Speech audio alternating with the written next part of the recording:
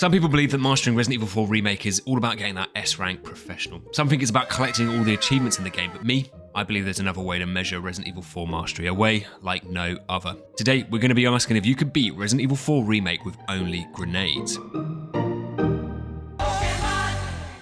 Now, as all aspiring masters do after finishing Pokemon College and with our newly obtained Pokemon license freshly in our hands, Ash Ketchum arrives in Pallet Town to begin the ultimate Resident Evil 4 Remake journey. The challenge was simple. To master this game, we would need to capture as many Pokemon as possible on the way through Pueblo, defeating all 8 gym leaders as we went, but the catch here was that we would only be able to use Pokeballs for the entirety of this run. But to note, in this universe, Pokeballs are actually grenades. We'd be using no pistols, no knives, no melees, no nothing. This would be the purest grenade-only run you would ever lay your eyes on. Nice spare! So, as we run through Pallet Town and up Route 1, we dodge these little freaks hiding in the grassy paths and arrive in Viridian City, but the start of town didn't really have the same kind of exciting, friendly vibe I remembered as a kid. Let me in! Let me in! The town's population seemed to be very intolerant of strangers and outsiders, and I was not getting positive vibes watching them burn poor old Mr. Fuji at the stake. The gym leader for Viridian also appeared to have abandoned his post and was wandering the streets with a chainsaw. He seems oddly familiar, but with no gym and nothing really going on here, we mop up the first of our grenades and press on north to Route 2. Listen, I'm sorry, there's only so many Pokemon mods I have access to, so Shrek will just have to do. We can pretend he's sort of like big green Electabuzz or something. What are you doing in my swamp? You veterans may already know this, but throughout the world of Resident Evil 4 Remake, there are 3 types of grenades that you can obtain, and these 3 would be the only items we could use throughout our playthrough. The flash grenade, the Pokeball, aka the standard grenade, and the Master Ball, aka the handheld nuclear warhead. Now, 2 of these were actually craftable using resources found throughout the world, the flash grenade and the heavy grenade, so we'd be slapping on the gunpowder attaché case for maximum crafting potential. On our way up Route 2, there was a huge variety of Pokemon here. Slowpokes, Slowkings, Miltanks and Pidgeys, which was an excellent opportunity to top up our Pokedex before arriving in Cerulean City. In the basement of the abandoned Cerulean gym, we find a guy by the name of Brock tied up. We free him and ask him what happened to this place. We've been told that becoming a Pokemon trainer was supposed to be a fun and engaging experience, and so far it's been nothing but a PTSD-inducing nightmare. Brock tells us that a mysterious force known only as Lost Team Rocket had come down from the castle in Lavender City and taken over the village using mysterious mind control technology which bent the innocent villagers' minds to their will. They'd captured the gym leaders like himself and Misty and taken them hostage, but before we can get any more answers, we're launched at the speed of light into the back wall by what looks like a Machamp wearing a hat.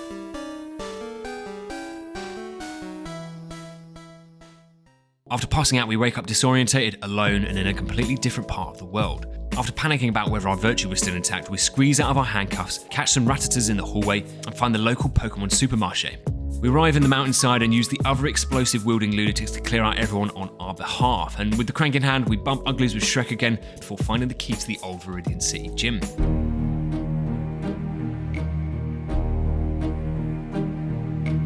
Who can say what?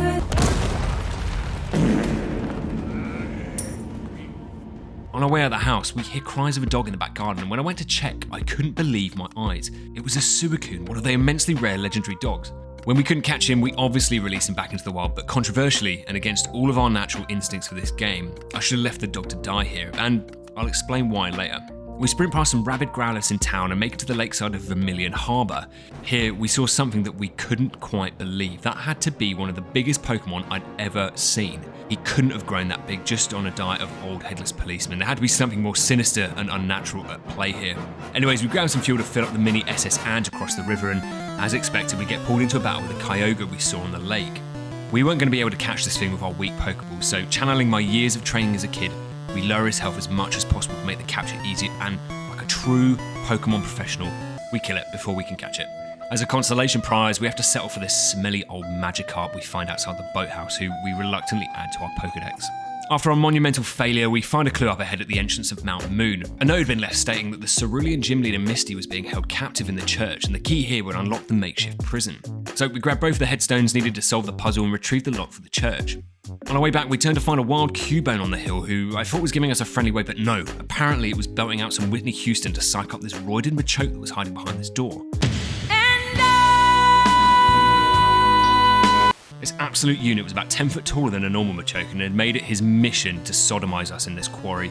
We throw some grenades and do enough damage to him for the dog to make his scripted appearance. Now, the reason I said we should have left him to die was that I recently learned that when the dog makes his appearance here in this fight to help me, it causes Jeff Bezos to regenerate his health, costing me some very valuable grenades.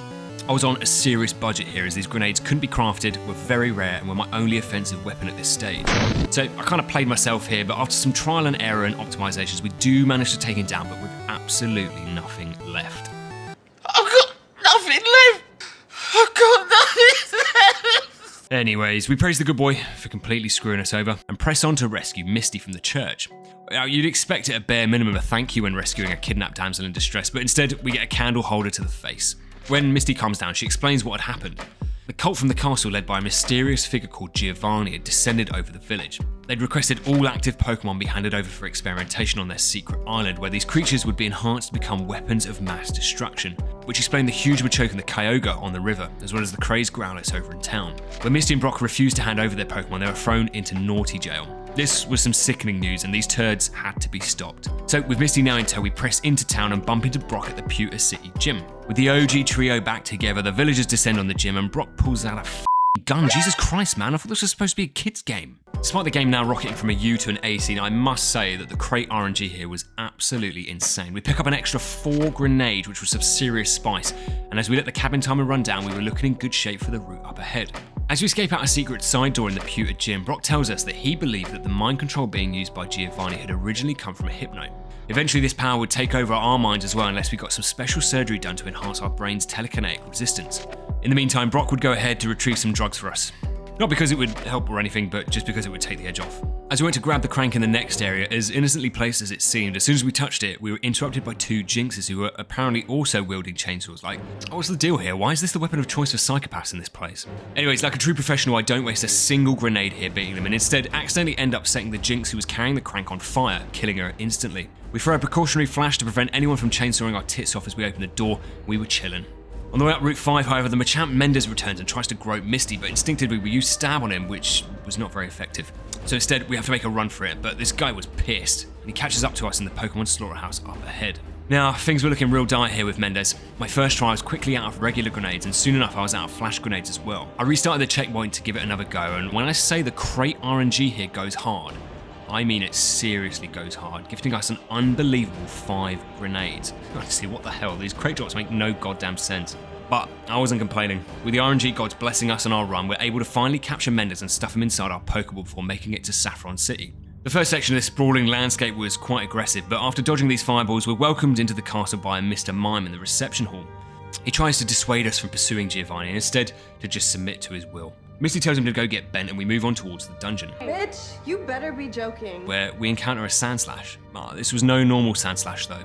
This creature's eyes had been gouged out, replaced with a steel helmet, and his slashes had been unnaturally grown and filed razor sharp. For some reason, if you didn't know, even with no eyes, if you throw a flash, it stuns the big guy and he'll run to the area you threw the flash at after his stun animation completes, giving you ample time to take it easy and crank the door open in peace and escape with minimal utility used.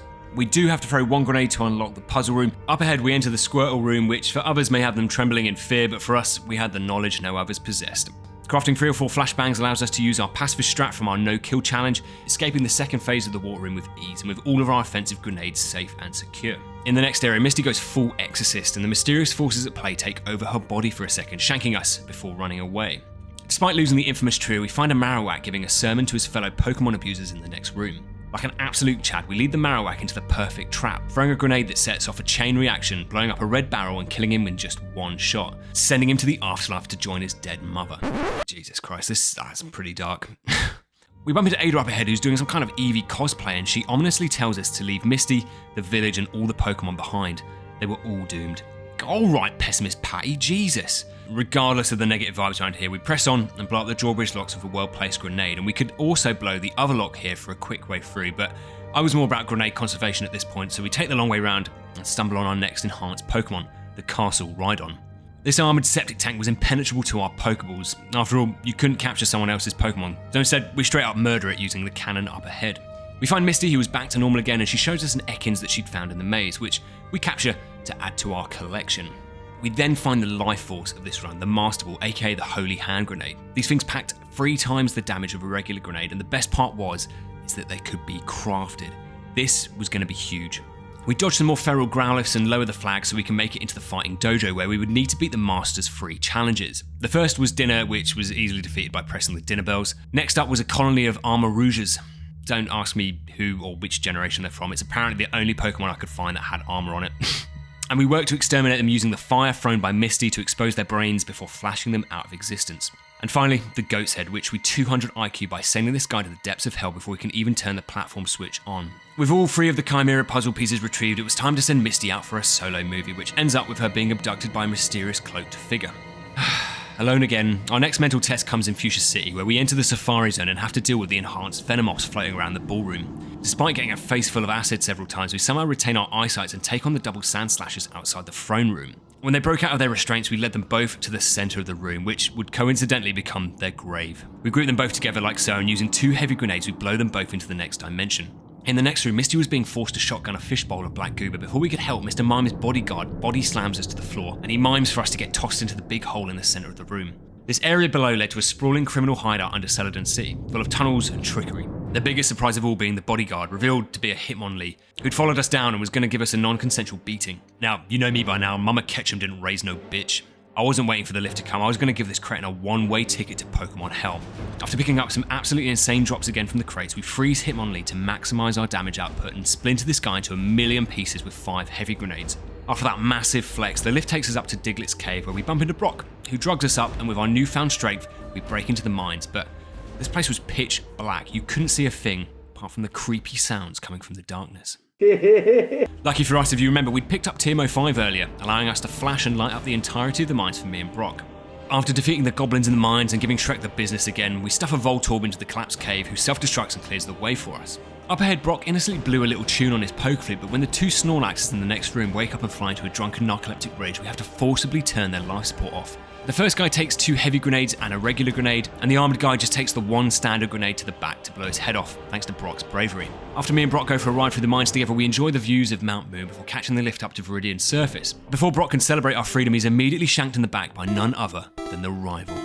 This unnamed douchebag just oozed small dick energy and insisted that our fight could only consist of 1 single move. Cut. What a loser. We drive off the rival, for now, and with Brock dead we had to push onwards and rescue Misty. We couldn't afford to lose the trio. As we entered Lavender Town again, we made our way up to the Pokemon Tower, adding more ghosts to the already haunted grounds of this forbidden place. We defaced some of the ancient statues and primed the lift ready to take us up to the top. The lift had a maximum capacity of 1 and we were a stickler for the rules, so using some carefully placed flash grenades, we prevent anyone from joining us and make it all the way to the top disruption free. In the throne room, we see the rival grab Misty before making his escape. Mr. Mime, however, confronts us, and whilst performing some very expressive and elaborate mimes, he trips and falls off the side of the platform to his doom. However, what we hadn't accounted for was that the entire floor of this place was covered in victory bells. As Mr. Mime's body dissolved in the acid inside the victory bell's stomach, he morphs into a completely new Pokemon. Weird, naked, shaved ballsack man. To beat this guy, it was simple. We had to throw as many heavy grenades as we could muster directly into its mouth, which, as you can see from this achievement, we absolutely nail, and after 4 grenades, Mr. Mime mimes his last mime. On reaching the dock, Ada kindly gives us a lift on the new and improved SS Anne, and we arrive on Cinnabar Island. This island harboured pure evil. We were 1 step closer to the source of this terrible story. We fight our way through Route 20, dispatching the soldiers and the Nidoking stationed at the entrance. After some investigating, we find Misty, who is unconscious and being held in this prison cell. In search of a keycard to unlock her cell, we stumble across what appeared to be Professor Oak's lab. Instead of being the symbol of hope and Pokemon progression that Pallet Town remembered, it had become a dark, evil place of experimentation and cruelty. All the information here confirmed what Brock and Misty had said.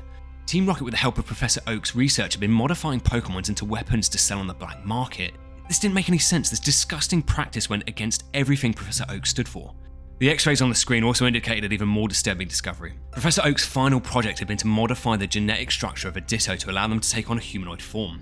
These new Dittos were designed to be an infiltrator unit, breaching areas undetected, collecting intel and killing, all whilst under their human disguise.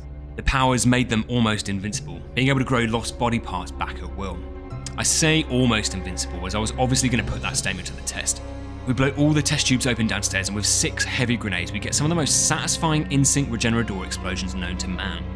I think this is what you call Resident Evil ASMR. So with these little demons destroyed, we're able to unlock Misty's prison and inject her with some drugs to shield her from the Hypno's mind control. With Misty now safe, we head onwards, finding a very depressing Magikarp in the trash, and watch with great enjoyment as Misty dumps one of the deformed Dittos into the depths below.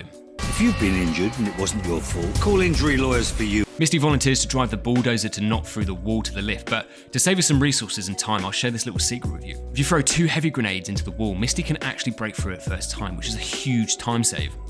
After arriving at the top of the lift, we're confronted by a mysterious hooded figure who reveals himself to be Giovanni, the leader of this evil cult. Just as we contemplated shooting him directly in the face, he approaches us, removing his hood and revealing himself to be none other than Professor Oak. He'd been masquerading under the pseudonym of Giovanni this entire time. We ask him why. How could he betray his life's work? He says that he'd grown tiresome of his role. Being a professor didn't really pay the bills anymore, and he was sick and tired of teaching dumbass trainers like me for years and years. His research and weaponization of Pokemon would become his new legacy and start a new global arms race. By taking over Misty's mind again, he reveals that he had started this vision by splicing a Hypno's DNA with his own, allowing him to channel its psychic powers through his staff. As Misty's mind succumbs, Oak takes her with him and we're left alone once again. Oak's betrayal had us seeing red, but before we could catch up to them in the next room, we're challenged again by the rival. He tells us that to accomplish his goal of beating the Elite Four, Oak had given him the pure, unadulterated power he'd need to defeat them and become a Pokemon Master once he was back home. Well, there was only room for one Master around these parts, so we take the rival on in a fight to the death. We make it through Puzzle 1 and absolutely 400 IQ the rival in the next section. When he jumps down and grabs us, we position ourselves perfectly so that when we kick him off us, he lands directly into his own trap. We do sadly have to tank the rest of the trip mine to the face, swings and roundabouts, I guess. In our final fight, we absolutely dominate the rival, who instead of accepting defeat graciously, reveals the fruits of Oak's experimentation. He'd combined fossilized Pokemon DNA with the rivals, giving him a huge Kabutops scythe so that he could extend at will. Thinking this would be enough to defeat us, we begin our epic battle with him on the lowest dungeon at the highest peak, and using 5 heavy grenades, we absolutely obliterate this chump, defeating the rival once and for all. Now, we've been sitting on this for the right moment, but back in Cerulean City, we got hold of an Apache helicopter voucher and redeem it at the Apache helicopter shop, helping us clear out the military area around the old Pokemon mansion. In true grenade-only fashion, we used 2 heavy grenades to destroy the AA gun and fight our way through the secondary blockade. Up ahead, we get a quick lesson on how Dittos are born before we get ready for the final fight outside the Citadel. I have to admit, I kinda lost my rag with these crossbow-wielding human prostates. I didn't want to waste a grenade on them, I wasn't that petty, but they were seriously pressing my buttons. What I did settle on instead was gently pushing them out into the open and waiting for the rocket launcher guy to shoot me.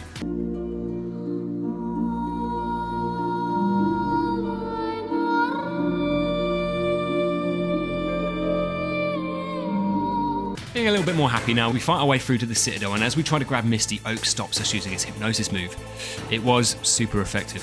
We felt ourselves succumbing to his will, but just as we began to fade to black, Ada arrives and pumps this guy full of lead Clint Eastwood style. It gives us just enough time to grab Misty and escape out of there. Just as Brock had said, we use the space laser machine to ensure that ourselves and Misty were now immune to all psychic Pokemon moves, and we make it to the final stretch of this run.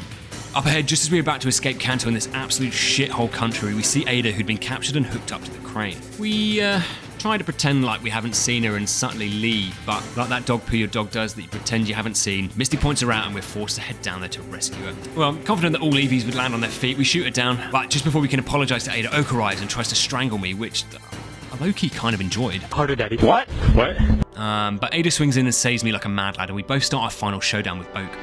He enters his final form. His testing had not been restricted to just Hypno, but hundreds of other Pokemon DNA from across the land.